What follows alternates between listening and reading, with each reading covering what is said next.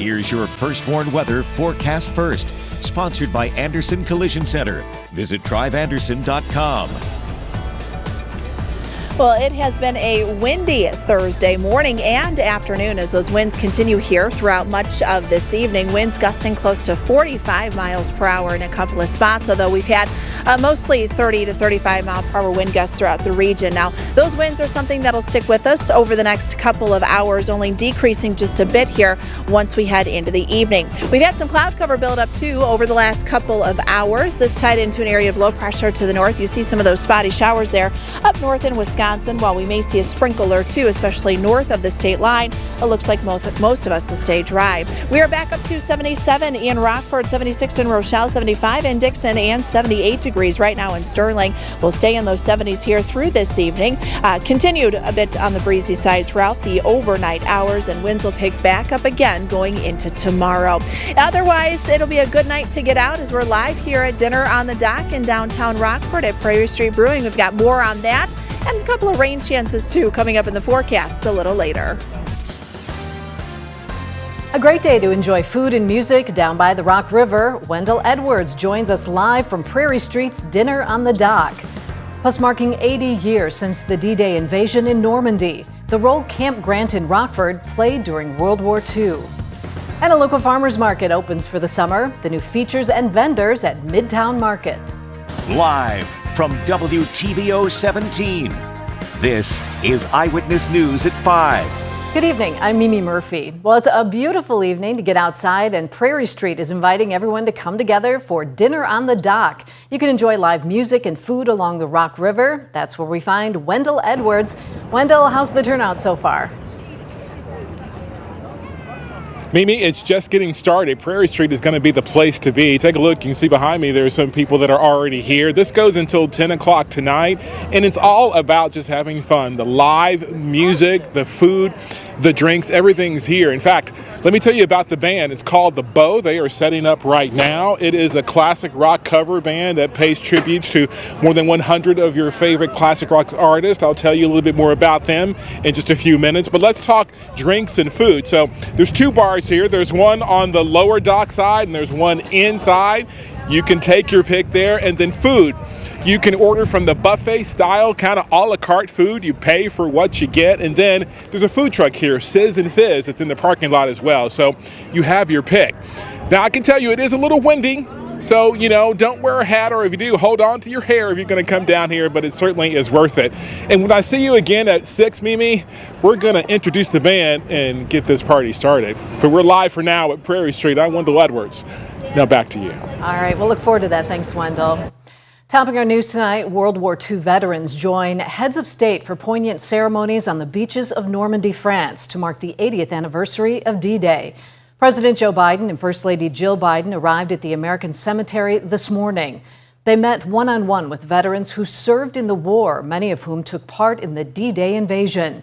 The president gave remarks that touched on the history of the moment and the importance of democracy.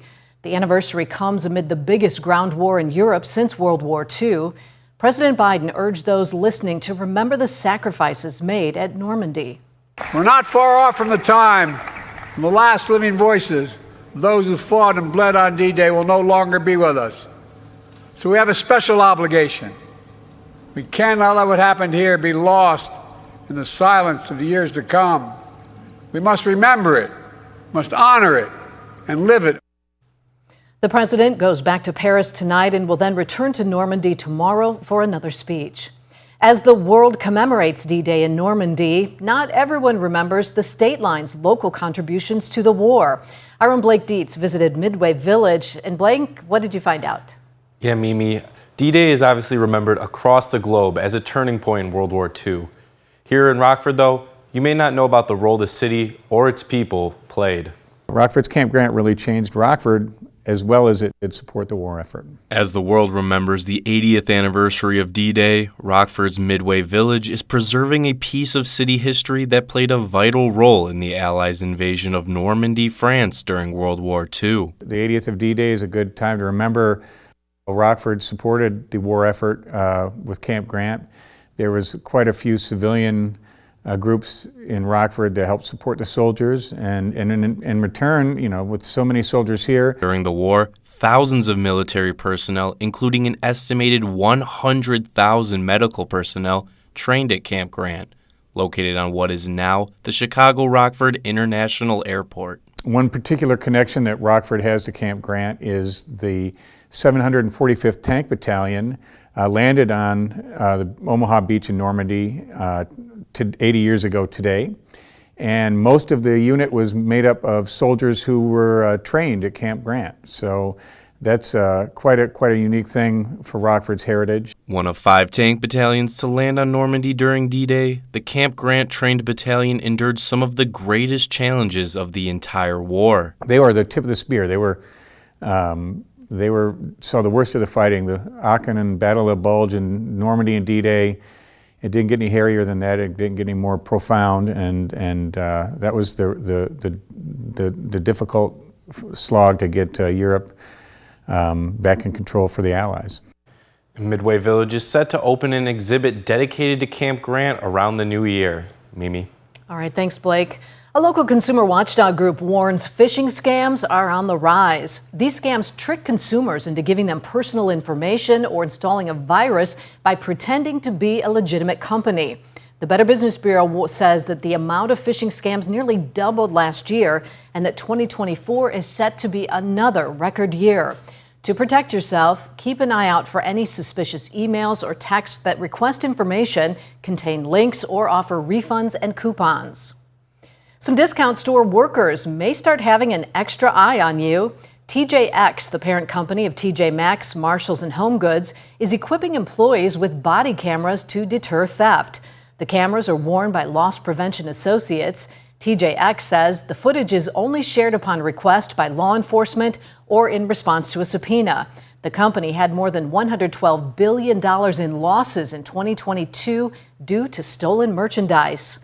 A local farmers market returns for its 6th year. Rockford's Midtown Market is back. 24 local farmers and vendors set up shop in the RPS parking lot on 7th Street. They sold everything from fresh produce to jewelry, while the Magtones provided live music for shoppers. Midtown Market's manager says the event continues to grow every year and helps the community come together. The thing of everybody coming here, they're going to learn, they'll have much more information. We have products for them this year. And just for the community base, it helps the community know what's in here. So everybody can support each other, and everybody supports each other out there, which is great. It was like a big old family now. The market's held every Thursday from now through September from 9 a.m. to 1. A pair of local families received new homes thanks to some local high schoolers. Coming up, Rockford students celebrate the completion of 2 major projects. And coming up at 6, the state's sending a financial boost to libraries across the state. A look at where the grants are heading in the state line. You're watching Eyewitness News, your home team, with Mimi Murphy, Wendell Edwards, Scott Leber, and Chief Meteorologist Candace King.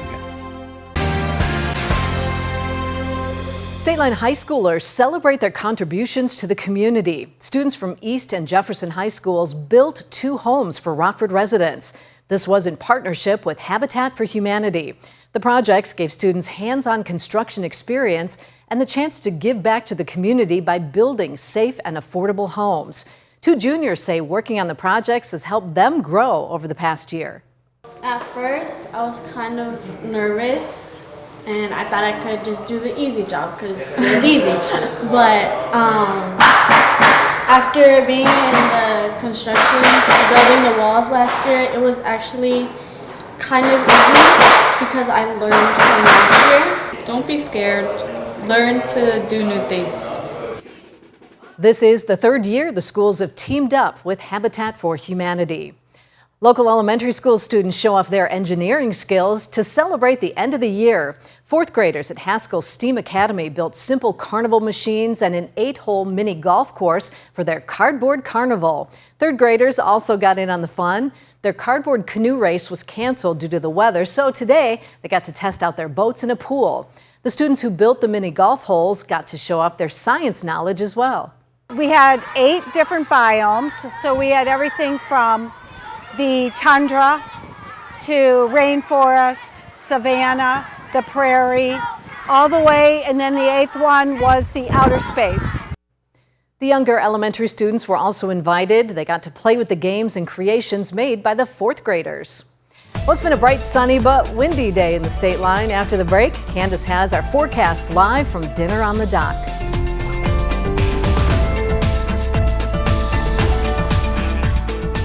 Now, your first warned weather forecast from Chief Meteorologist Candace King. Well, good evening. Welcome back. We are having a fun time here down at Dinner on the Dock at Prairie Street Brewing in downtown Rockford. We managed to find ourselves a boat to hop on to. Okay. Guys want to give a wave? Hi! Rob and Michelle, right? Yes! Enjoying a nice evening out here. I will say it is a little windy, so if you do have any plans to head on out here tonight, or if you've got any plans anywhere, just know that you're going to be encountering that wind. And we had some issues with some blowing dust and dirt, especially in the open and rural areas down south of Rockford, really pretty much from Ogle County to Lee County to DeKalb County, Boone, McHenry County. It's been a windy one, especially where we've been able to get those winds upwards of around 40 to 45 miles per hour. Now our sustained winds from the west and northwest, anywhere from 10 up to 15, 25 mile per hour wind gusts here as we go throughout the rest of this afternoon. Now our winds will stay on the gustier side too, but once we get towards sunset, the wind will ease up just a bit. A 33 mile per hour wind gust in Rockford, Janesville, Sterling, 28 right now in Rochelle. As I mentioned, those wind gusts are coming down just a little bit here this evening. Tomorrow, unfortunately, the winds will pick back up. You've got actually maybe a little peak of a stronger wind gust that could arrive tomorrow morning, and then we'll kind of see that taper off as we get a little further into the afternoon. But winds still around 35 miles per hour, a couple of gusts reaching that 40 and even 45 mile per hour range. This again will cause some difficult travel for high profile vehicles, and we will have to watch for some of that blowing dust and dirt in some of the open areas. We've had some cloud cover build up over the last couple of hours. As the sun does set, we'll lose that. When we take a live look with our SkyTrack camera looking to the northwest in Rochelle, you can really see the flag waving around there in the wind. The wind is the result of an area of low pressure that passed through yesterday. That is now up across the eastern Great Lakes. High pressure working down the plains. That is actually allowing those winds to really ramp up. By late tomorrow afternoon, that low pressure system moves a little further to our east, so that's where we do ease up on some of that wind going into the weekend. As I mentioned, we've had some cloud cover. These are kind of these flat cumulus clouds, stratocumulus clouds. A couple of showers have been noted up to the north in Wisconsin. I think we'll stay dry here through this evening, maybe a sprinkle across southern Wisconsin, and that is it. 77 our temperature in Rockford, 78 in Sterling, 76 in Rochelle, and 74 degrees right now in DeKalb. As we go throughout this evening, our skies will stay clear here as we head through the overnight hours. Temperatures will dip down into the mid-50s. Tomorrow we are back into the mid and upper 70s, and again the winds will stay with us. Now I think we'll see a little less in the way of cloud cover tomorrow than what we had out today. During the day tomorrow evening, the clouds, they will come back in. This will be ahead of an area of low pressure. And that'll bring us a quick shower or two. You might be able to hear the wind picking up just a bit. It kind of comes in spurts as the wind kind of gusting in. Cloud cover increases late tomorrow night. This will give us a quick passing shower during the day on Saturday, but don't look for this to be a lot, right around 1/10 of an inch, I think at most. There are going to be some heavier rain showers that pass down to the southwest of us. That'll be tied in with the threat for some severe thunderstorms that move across Missouri and then down into southern Illinois tomorrow after Saturday afternoon, I should say, and Saturday evening. High pressure builds back in once we head into Sunday, so we've got our temperatures that'll be back into the mid-70s, and the sunshine does return. Secondary cold front comes in, so that'll cool us off just a little bit as we head into early next week. 55 degrees, that's where we'll head for the night tonight, underneath a partly cloudy sky. Pretty windy out there this evening. The winds will pick back up tomorrow, 75 for the afternoon. Winds will be gusting at around 35 miles per hour. We'll keep with those 70s, mid and upper 70s going into the weekend. Couple comfortable overnight low temperatures, especially through the weekend and into early next week, but you notice those numbers will be warming back into the 80s. I think we'll see those temperatures climb as we head back above average towards the middle to end of next week, and there are even some indications that are suggesting that maybe, just maybe, by next weekend we could get those numbers back up near 90. Yet to be seen, but I think a little bit of this comfortable weather will be short-lived here over the next couple of days. But like I said, it's a nice night to be out. I have to say thank you guys very very much for letting me join on the boat. I hope you guys have a wonderful evening here. It's a nice night to get out if you don't mind a little wind, but the crowd, Mimi, is already starting to fill in, so it'll be a good night tonight. It looks like lots of fun. All right, thanks, Candace. Scott's in next with sports. We'll hear from the hero of the Cubs' big win last night against the White Sox, Mike Tauchman. And the star of the Dallas Mavericks is more than ready for the NBA Finals to begin tonight.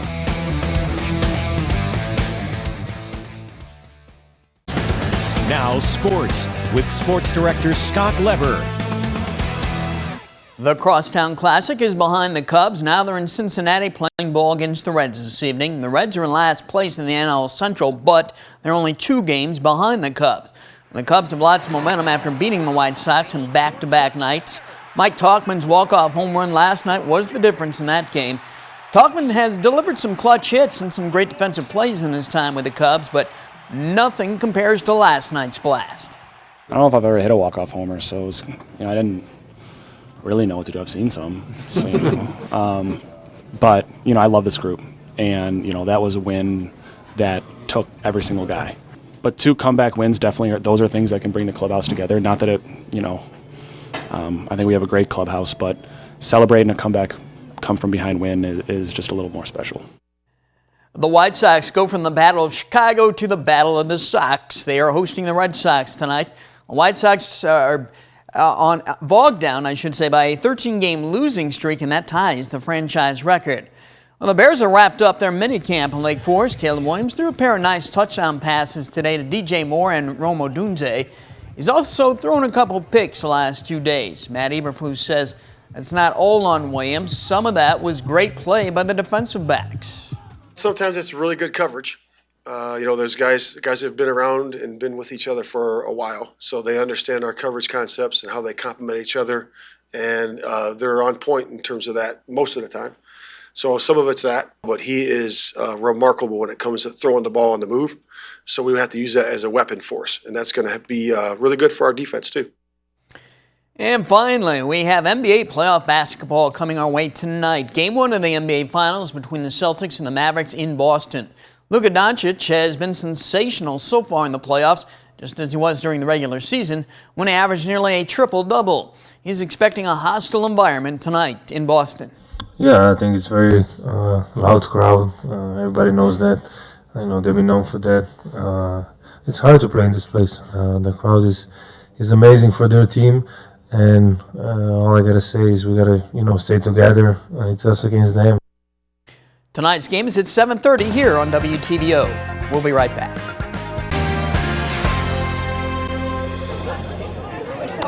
Well, we've got relatively dry skies for the remainder of this evening. A little more cloud cover out there. Those clouds will depart as we head throughout the night. May see a sprinkle or 2 north of the state line. Our interactive radars where you can follow all the weather as it moves through. As temperatures go through the night tonight, we'll drop down to about 55 degrees. Now our winds will stay on the gusty side. The wind will ease up a bit, but we'll still see a wind around 25 miles per hour. Temperatures tomorrow back into the mid and upper 70s. We'll maintain those 70s going into the weekend. All right, thanks, Candace, and thanks for watching. We'll see you again at 6.